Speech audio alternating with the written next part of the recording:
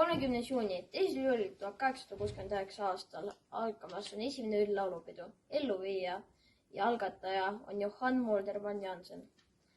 Sel korral laulavad ainult mehed.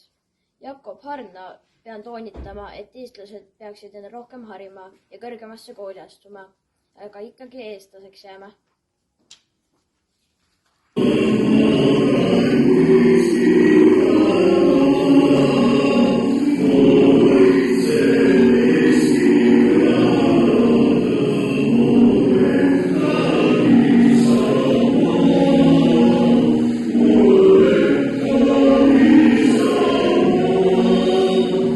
Kõnet tuleb pidama laulupeo üldjuht Peeter Peerens.